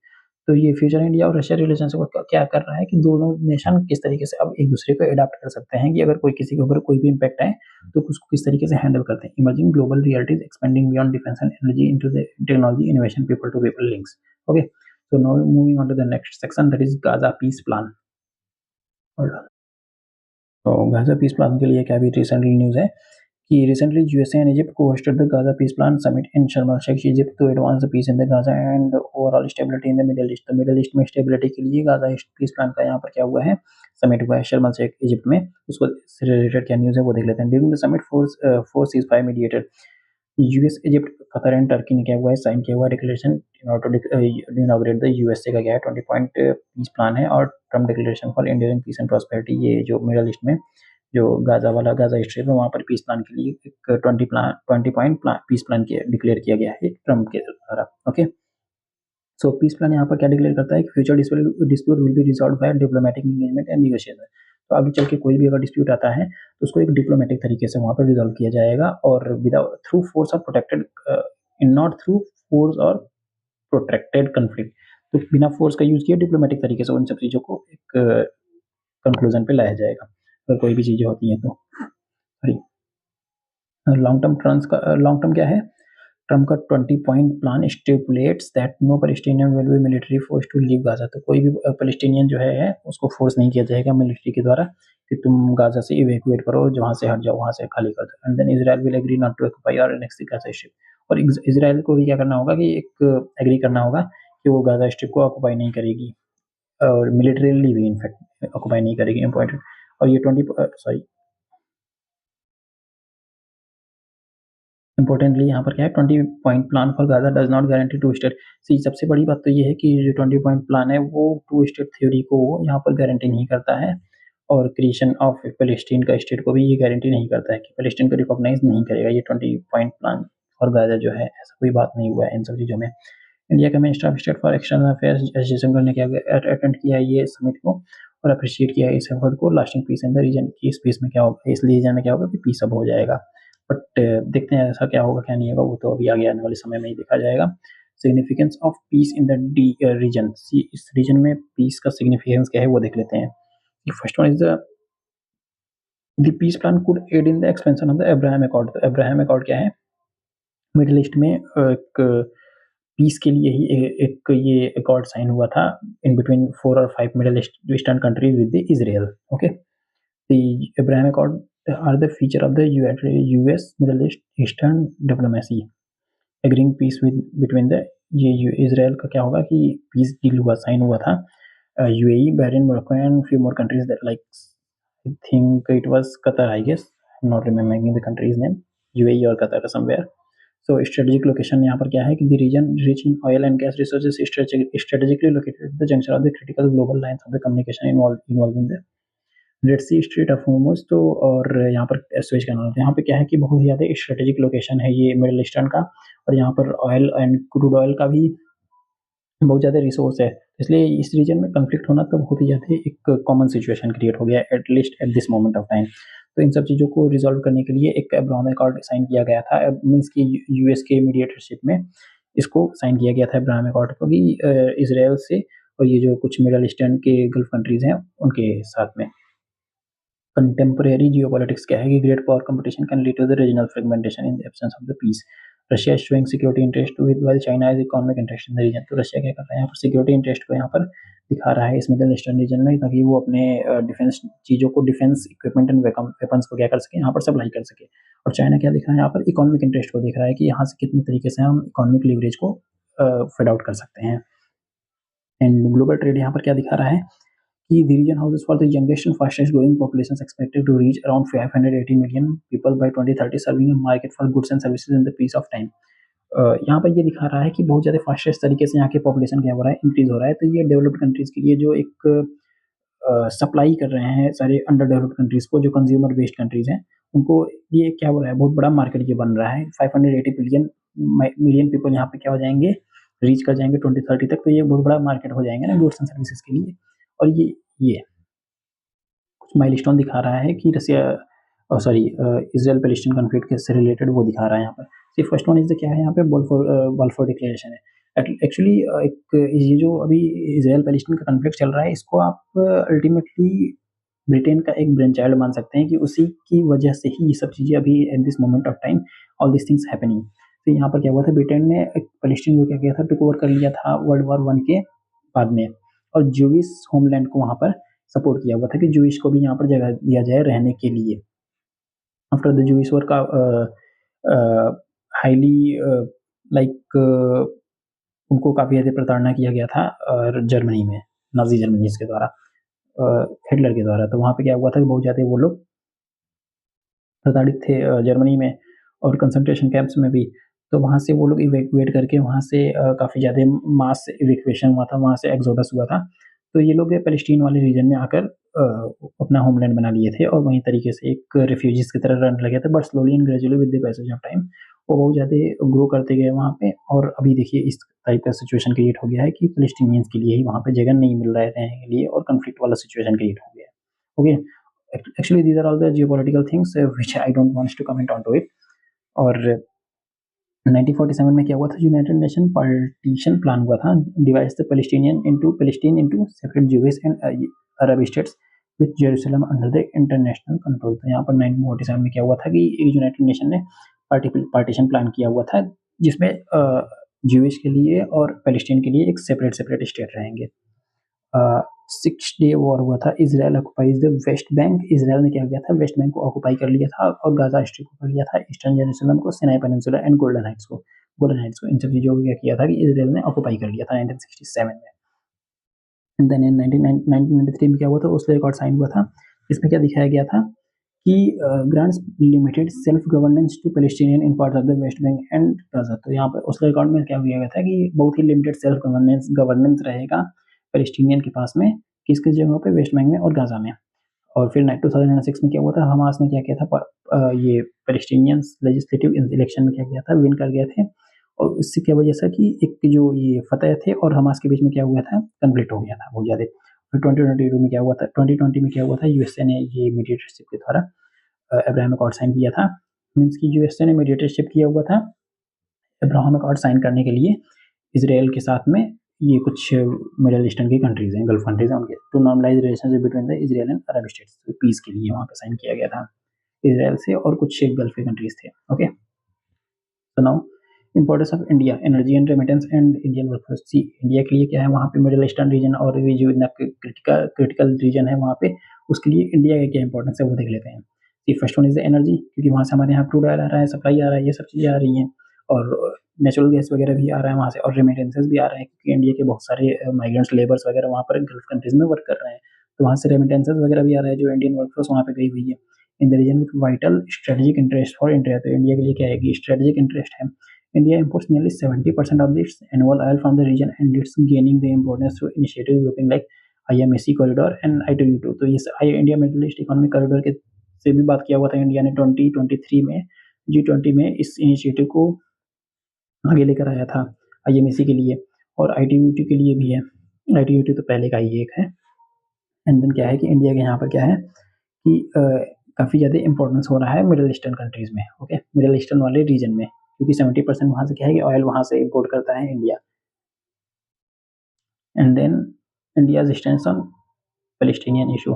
तो India जो Palestine का issue है, India का उस पर stand क्या रहा है, वो पीरियोडिकली चेंज होता रहा है as per the pragmatic situation India has arisen into it. Okay, कि किस तरीके से इंडिया के साथ साथ जिस तरीके से इंडिया के फेजेस चले हैं इंडिया में, एक जो एक पोस्ट इंडिपेंडेंस वाला एरा रहा है, उसके बाद में after the LPG crisis and then after the 2014 the current regime. Okay, तो उस तरीके से हम आप देख लेते हैं support for two state solution. तो स्टार्टिंग में क्या किया था इंडिया ने 1947 post independence up till the LPG reform होने से जस्ट पहले तक 1991 तक इंडिया ने क्या सपोर्ट किया था, टू स्टेट थ्योरी को, टू स्टेट सोल्यूशन को सपोर्ट किया हुआ था कि ये एक anti colonial solidarity with Arab state and commitment to non alignment movement.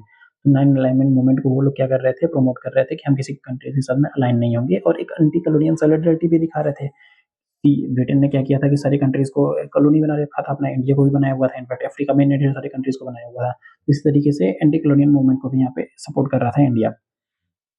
And क्या हुआ था, India favours a sovereign and independent state of Palestine. तो सॉवरेन और इंडिपेंडेंट स्टेट ऑफ पैलेस्टीन के लिए इंडिया कर रहा था, फेवर कर रहा था, living side by side with Israel, Israel के रहते हुए भी कि इजराइल भी साथ में रहे, बट एक इंडिपेंडेंट स्टेट रहे पैलेस्टीन का खुद का। तो इंडिया रिकॉग्नाइज्ड पैलेस्टीन इन 1988। तो इंडिया ने पैलेस्टीन को रिकॉग्नाइज किया था 1988 में।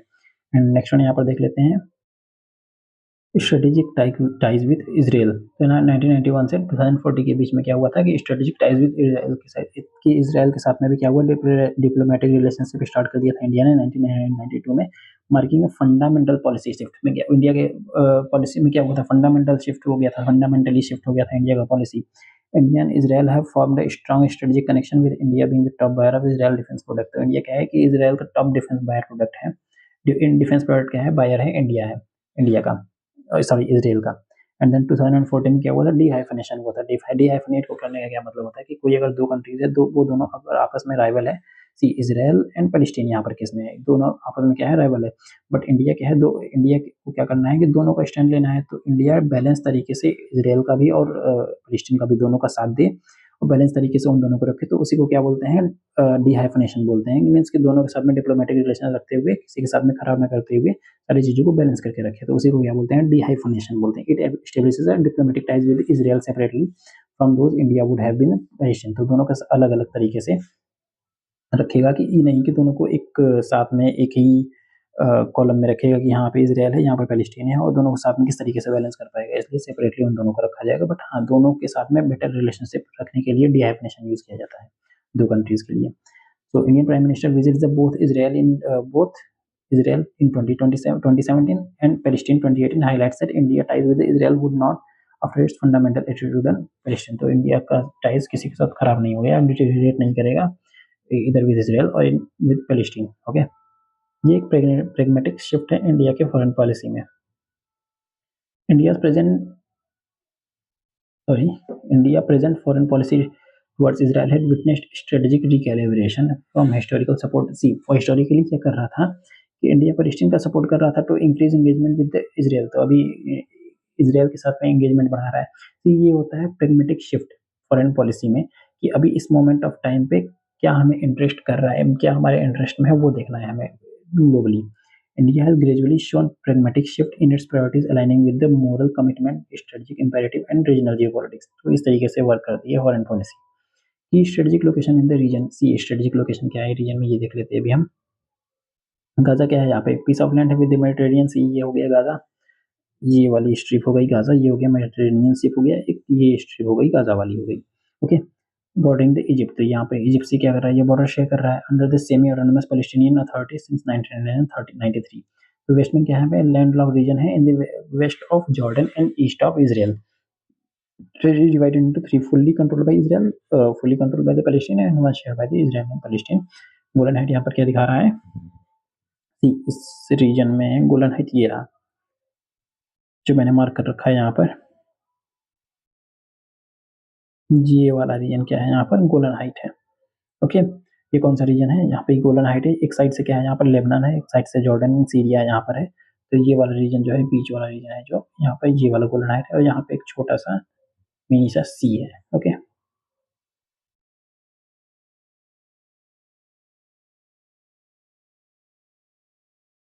तो नाउ सिनाई पेनिनसुला तो आप लोग जान ही रहे हैं कि एक ये वाली जो रीजन होता है, जो सिनाई पेनिनसुला होता है, एक साइड से रेड सी है, एक साइड से गल्फ ऑफ पर्सिया है, पर्शियन गल्फ है, उसके बीच में ये जो पेनिनसुला टाइप का है यहाँ पर, ये जो पेनिनसुला है, ये है Sinai peninsula. Okay, and then lies between the Suez Canal and Gulf of Aqaba, bounded by the Mediterranean Sea and the Red C.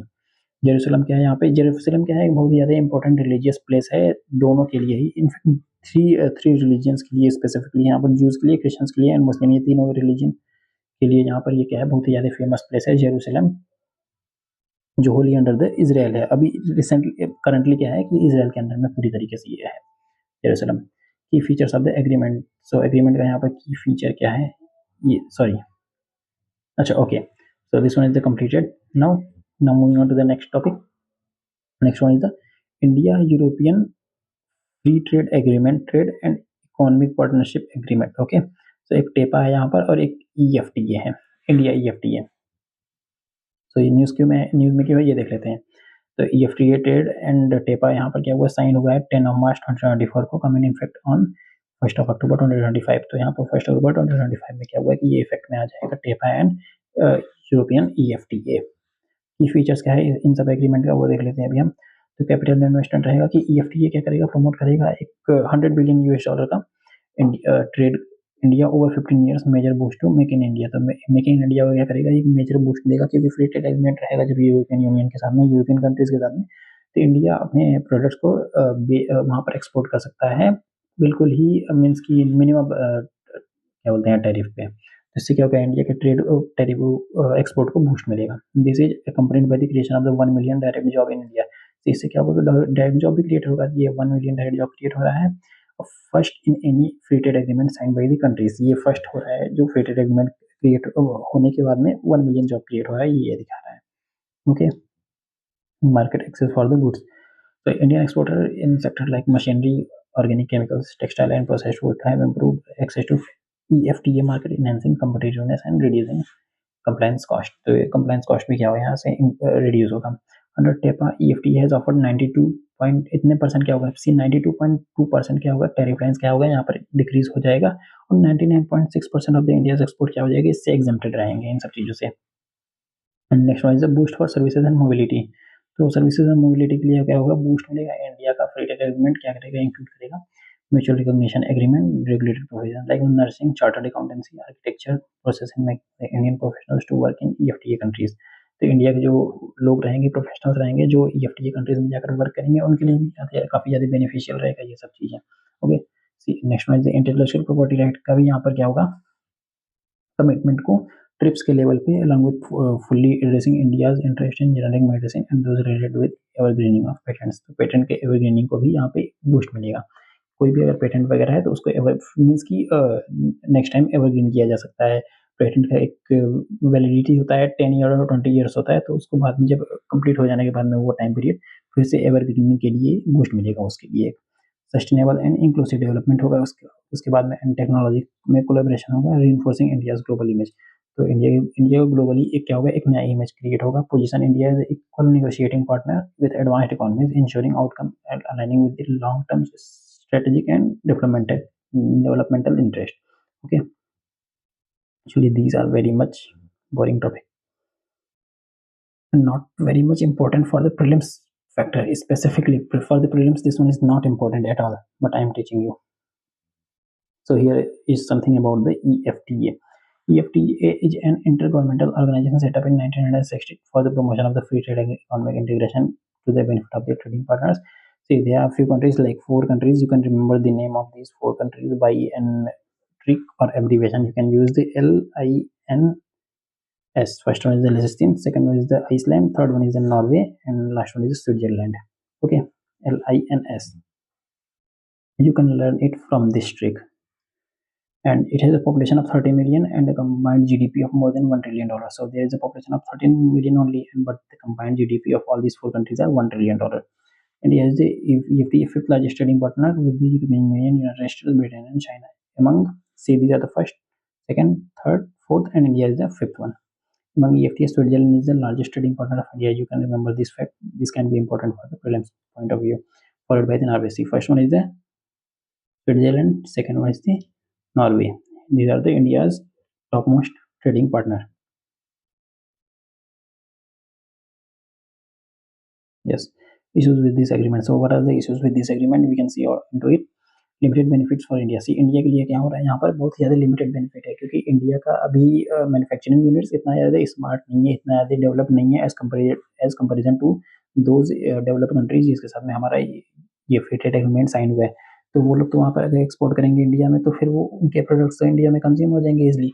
But India की जो जिस लेवल पे एक्सपोर्ट होगा प्रोडक्ट वगैरह, वो उस लेवल पे वहाँ पर कम्पिटिटिव नहीं रहेगा उतना ज़्यादा जिस तरीके से वहाँ यूरोपियन कंट्रीज करेंगे। तो इसलिए ये जो फ्री ट्रेड एग्रीमेंट है, इंडिया उसका फुल कैपेसिटी जो लीवरेज नहीं कर सकता है, इस नहीं कर पाएगा। तो ये क्या हो रहा है, इंडिया के लिए एक लिमिटेड बेनिफिट है।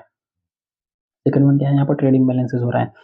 See, despite modest current trade volume, India exported goods worth rupees only $1.97 billion EFTA in 25 against the import of $22 billion। तो यहाँ पर देखिए EFTA होने के बावजूद भी इंडिया ने सिर्फ और सिर्फ $1.97 बिलियन का एक्सपोर्ट कर पाए हैं, और बल्कि इंडिया ने इंडियन एक्सपोर्ट कर पाए, यस, $1.97 बिलियन और इम्पोर्ट कर लिया $22.44 बिलियन। तो ये क्या हो रहा है, यहाँ पर ट्रेड का इम्बैलेंस हो रहा है बहुत ज़्यादा। First one is the limited benefit for India. India benefit क्या हो रहा है, बहुत ही लिमिटेड तरीके से वहाँ पे बेनिफिट उठा पा रहा है। Second is the trade imbalance. Third one is the limitation of the pact. See pact का यहाँ पे लिमिटेशन क्या है ये देख लेते हैं। सवाल, कुछ कुछ एनालिस्ट ने क्या किया, वार्न किया हुआ है कि India is likely to keep facing difficulties in exporting farm produces to the Switzerland due to complex web of tariff, quality standard and approval requirement. तो यहाँ पर होता क्या है ना कि सब कुछ तो ठीक है, यहाँ पर फ्री ट्रेड एग्रीमेंट है, सब कुछ ठीक है, बट वो कंट्रीज इंपोर्ट करने के टाइम में कुछ कुछ कंडीशंस लगा देते हैं कि ये जो कोई भी प्रोडक्ट वगैरह हो गया कि उसका जो एक नॉर्म लगा देंगे, sanitary measures, phyto sanitary measures वगैरह लगा देंगे, जो ट्रेड बैरियर का एक सी पैसिव ट्रेड बैरियर को लगा देंगे कि इस क्वालिटी स्टैंडर्ड का कोई लगा देंगे, कोई वहाँ पर झमेला, कॉम्प्लेक्स ट्रेड टैरिफ लगा देंगे, कोई भी तरीके से कॉम्प्लेक्स तरीके से कोई अप्रूवल रिक्वायरमेंट लगा देंगे। ये सब चीज़ें एक टैक्टिक्स होता है उन सब कंट्रीज़ का, ताकि वो इम्पोर्ट ना करें इन सब चीज़ों को, एक अलग-अलग तरीके से मैकेनिज़्म को वो लोग प्रमोट करते हैं। तो ये सब हो गया, यहाँ के आ गया लिमिटेशंस हो गया इन सब पैक्ट्स के। And last one is the limited investment option. तो बहुत ज़्यादा लिमिटेड इन्वेस्टमेंट ऑप्शन है। The investment section of the deal exclude pension and sovereign wealth fund. ये क्या कर रहा है, ये जो इन्वेस्टमेंट सेक्शन है वो किस चीज़ को जो को एक्सक्लूड कर रहा है, पेंशन को और सॉवरेन वेल्थ फंड को ये क्या कर रहा है, एक्सक्लूड कर रहा है। And here is the conclusion of all those things. TEPA serves both the economic and diplomatic asset. ये क्या कर रहा है, टेपा सर्व करता है and India's most forward looking deal है ये। In an era where trade is increasingly tied with the resilient supply chain diversification and climate commitment, it sets a new benchmark for the future partnership। तो ये क्या कर रहा है, नया benchmark set कर रहा है टेपा किसके लिए, फ्यूचर पार्टनरशिप के लिए। So these are the main topic of all those things which I have covered in this international relations. See, there are a few more topics which are in short news. Okay, that is not very much important. Let me cover a few of them which are a little important. Okay, ये first one यहाँ पर क्या है short news में, India ASEAN relationship, ये important है इसलिए इसको कवर कर दे रहे हैं। I am not going to cover all this short news but this one is important, so I am covering this one. 47th यहाँ पर क्या है, एशियन आसियान समिट हुआ है, रिसेंटली हेल्ड हुआ है, कहाँ किस जगह पे, कोलालमपुर मलेशिया में हुआ है। ये ट्वाइस ईयर ये समिट होता है, hosted by the countries of the ASEAN with the ASEAN chairmanship. तो आसियान का ही कंट्रीज का जो रहेगा वो कोई भी इसमें से कंट्री क्या रहेगा, चेयरमैन रहेगा, वो अल्टरनेटिवली ये चेंज होता रहता है। तो अभी रिसेंटली क्या हुआ है कि एक 11th मेंबर ऐड किया गया है, वो कौन सा कंट्री है, Timor Leste. This one is the very much important factual data for the prelims one. This can be asked in statement form. Okay, so memorize this one. And was officially admitted as a ASEAN का 11th member यहाँ पर add हुआ है Timor Leste. और Timor Leste का यहाँ पर एक कैपिटल भी आप याद कर लीजिएगा, आई गेस बंदर सेरी बगान। This is the capital of the Timor Leste. And theme, what is the theme of this ASEAN summit, inclusivity and sustainability.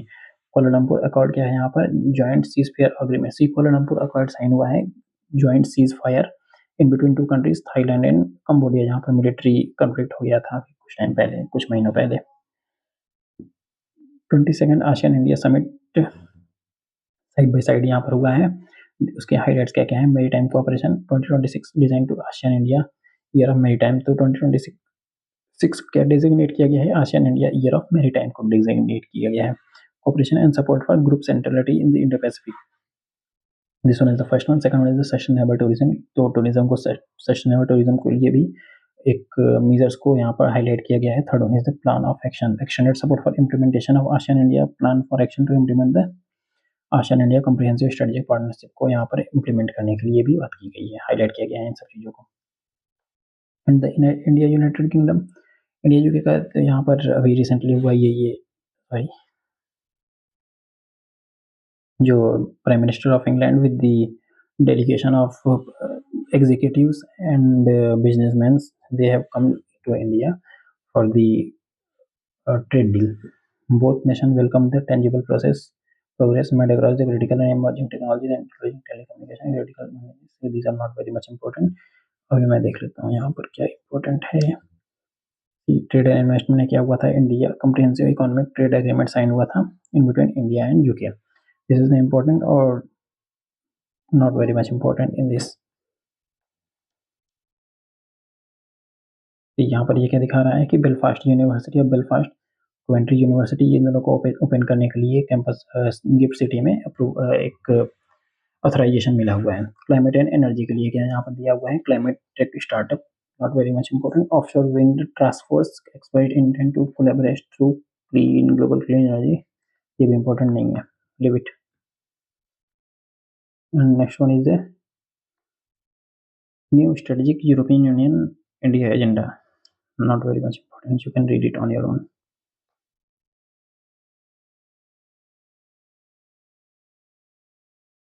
India Mongolia relationship, not very much important. And next one is the plutonium management and disposition agreement, okay. And then see, we will read this one, Sevilla forum on debt launched. यहाँ पर एक Sevilla forum date के लिए launch किया गया है। The forum is launched at the 16th session of United nation convention for trade and agreement, trade and development के लिए यहाँ पर क्या किया गया है, conference for on trade and development 16 का जो सेशन हुआ है उसमें क्या किया गया है, entrenched debt crisis in developing countries. तो जो डेवलपिंग कंट्रीज है वहाँ पर क्या हो रहा है, एक डेट क्राइसिस क्रिएट हो रहा है। लाइक उसको एक एग्जांपल के थ्रू समझ लेते हैं। लाइक श्रीलंका में क्या हो रहा है कि चाइना क्या कर रहा है, डेट को वहाँ पर बढ़ावा दे रहा है कि हम आपके पोर्ट्स को इम्प्रूव कर देंगे, पोर्ट्स के इंफ्रास्ट्रक्चर को डेवलप कर देंगे। इस तरीके के एक दूसरे कंट्रीज को क्या कर रहा है, डेट दे रहे हैं, और उसके बाद में वो विशियस साइकिल ऑफ डेट में फंस जा रहा है कोई भी कंट्री। स्पेसिफिकली वो डेवलपिंग कंट्रीज ही हो रहा है के साथ में, ऐसा ही यहाँ पर हो रहा है। तो इसी से रिलेटेड यहाँ पर क्या हुआ है, सेविला फोरम लॉन्च किया गया है डेट के लिए। इसमें क्या बताया गया है, ये स्पेसिफिकली स्पेन ने इसको स्टार्ट किया हुआ है, supported by the UNCTAD and United Nation development on UNDESA, इन दोनों के द्वारा यहाँ पर क्या गया है, सपोर्ट किया गया है। It will bring together all the stakeholders, तो जितने भी स्टेक होल्डर्स हैं, क्रेडिटर्स हैं, डेटर हैं और बोरोवर्स हैं, और इंटरनेशनल फाइनेंशियल इंस्टीट्यूशंस हैं, academia on debt sustainability management and innovation solutions. So it is one of the outcome on the 4th international conference on finance and development and a part of Sevilla platform for action. The other 3 outcomes are debt swap for development hub, debt for development swap program and debt pause climate actions. तो कुछ ये जो 4 outcomes आए हुए हैं इस forum में, उसका एक ये आउटकम रहा है, ये एक मीन्स की it is one of the outcome of the C, ये जो अभी hold on let me confirm, हाँ, तो ये सेविला डेट फोरम जो आया हुआ है, लॉन्च किया गया है, 4 आउटकम रहे हैं इसके, और उनमें से ये एक है, ये जो दिखाया गया है अभी, debt swap for development hub, debt for development swap program, debt for pause climate action, and this one is the entrenched debt crisis in the developing countries. So this one is the 4th one. So this initiative complement for the Sevilla commitment. Sevilla commitment lays out for the path to close $4 trillion annual SDG financing gap in developing countries. तो यहाँ पर क्या हो रहा है, Sevilla commitment ने क्या दिखाया है कि क्लोज टू $4 ट्रिलियन क्या हो रहा है कि सॉरी $4 ट्रिलियन यहाँ पर क्या हो रहा है कि एक $4 ट्रिलियन के लगभग क्या हो रहा है यहाँ पर, एनुअल एसडीजी फाइनेंसिंग गैप हो रहा है डेवलपिंग कंट्रीज में। It is the first inter governmentally agreed financing for development framework since 2050। तो 2015 के बाद में ये फर्स्ट क्या हो रहा है, फर्स्ट क्या है, इंटर गवर्नमेंटली एग्रीड है जो फाइनेंस कर रहा है डेवलपमेंट को। तो डेट क्राइसिस यहाँ पर क्या है कि ग्लोबल पब्लिक डेट, तो 2024 में क्या दिखाया गया है कि ग्लोबल पब्लिक डेट कहाँ पर रीच कर गया है, $102 ट्रिलियन रीच कर गया है डेवलपिंग कंट्रीज में, जो कि बर्डन $31 ट्रिलियन। ग्लोबली क्या हो रहा है कि $102 ट्रिलियन का यहाँ पर डेट रीच कर गया है, जिसमें से डेवलपिंग कंट्रीज का कितना है, $31 ट्रिलियन है। तो डेवलपिंग कंट्रीज क्या कर रहा है, $1.4 ट्रिलियन तो सिर्फ और सिर्फ उस डेट को सर्विस करने के लिए, मीन्स कि उस डेट के इंटरेस्ट पे करने के लिए सिर्फ और सिर्फ $1.4 ट्रिलियन वहाँ पर क्या कर रहा है, डेट सर्विसिंग में यूज हो रहा है उसका। Over 3.4 billion people live in nations spending more on debt servicing than on the health और एजुकेशन। तो यहाँ पर क्या कर रहे हैं कि 3.4 बिलियन क्या रहे हैं पीपल हैं थ्रू आउट द ग्लोब, क्या कर रहे हैं, वो सिर्फ और सिर्फ डेट के सर्विसिंग के लिए वहाँ पर क्या कर रहे हैं, ये पैसे दे रहे हैं, उस पैसे को खर्च कर रहे हैं, रादर देन उसको हेल्थ में इन्वेस्ट करने के लिए और एजुकेशन में इन्वेस्ट करने के लिए। तो ये रहा न्यूज़ यहाँ पर सेविला डेट फोरम से रिलेटेड। एंड ये यूनाइटेड नेशन ह्यूमन काउंसिल, ये बेसिक फैक्चुअल डिटेल है, इसको नहीं पढ़ते हैं। Next one is the international convention for suppression of financing terrorism.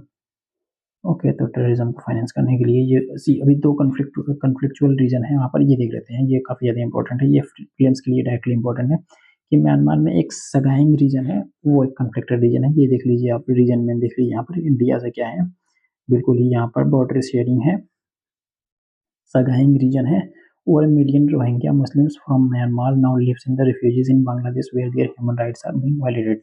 So one means कि millions of peoples are of the Myanmar which are taken asylum in the Bangladesh as a refugee. So they are being harassed with the human right violation. Okay. So यहाँ पर geographical features क्या है यहाँ पे, ये बिल्कुल major सब बिल्कुल है, आप इसको पढ़ लीजिएगा। बट ये मेन इंपॉर्टेंट चीज़ यहाँ पर क्या है, ये लर्न करिएगा। सगाइंग रीजन जो है म्यांमार का, वो ये अभी एग्जाम में क्या दे देगा प्रीलिम्स में कि सगाइंग रीजन किस कंट्री में आता है, 3-4 कंट्रीज का नाम दे देंगे and then you will have to figure out that it is of from which country. Next one is the Antananarivo. Antananarivo क्या है यहाँ पर, एक कैपिटल सिटी है मेडागास्कर की, जी यहाँ पर मेमोराइज कर दीजिएगा। अंतानानारिवो मेडागास्कर की कैपिटल है। यहाँ पर क्या हो रहा है कि जिंजी प्रोटेस्ट हो रहा है, और जिंजी प्रोटेस्ट की वजह से क्या हो गया, यहाँ की गवर्नमेंट क्या कर रही है, फॉल डाउन कर गई है। और कुछ इस कंट्री से जो बॉर्डरिंग है, जो मैरीटाइम बॉर्डर वगैरह है जो शेयर करती है, उसको देख लेते हैं। मॉरिशस और यूनाइटेड टेरिटरी ऑफ फ्रांस क्या कर रहे हैं, इसके साथ में बॉर्डर शेयर कर रहे हैं। French territory of Mayotte and island country of Comoros, ये क्या है, इससे बॉर्डर शेयर कर रहा है ये Madagascar. Located off the coast of the east Africa, ये अफ्रीका हो गया, यहाँ पर अफ्रीका के ईस्ट साइड में है। एंड द इंडियन ओशन, ये इंडियन ओशन है, यहाँ के अफ्रीका के ईस्ट साइड में ये क्या है, मेडागास्कर है। सेकंड लार्जेस्ट आइलैंड कंट्री, ये क्या है, मेडागास्कर एक आइलैंड कंट्री है, और ये सेकंड लार्जेस्ट आइलैंड कंट्री है। First one is the Brunei island. I hope so Brunei island और Papua New Guinea, I am confusing in between those two, but I guess Brunei island. And 90% of the Madagascar flora and fauna is found nowhere else. तो 90% of the जो Madagascar के flora and fauna है वो किसी और भी countries में नहीं पाए जाते हैं, ये एंडेमिक है सिर्फ और सिर्फ मेडागास्कर के लिए। So that is the news of international relations. Next we will be covering the economy sections. Up till then, please continue. So that is it from my side today. I will update you in the next video. Thank you for watching this video. If you do like, or then like this video, subscribe this video, and comment down your views on this video. If I have to improve something, please let me know in the comment section. Okay, thank you so much.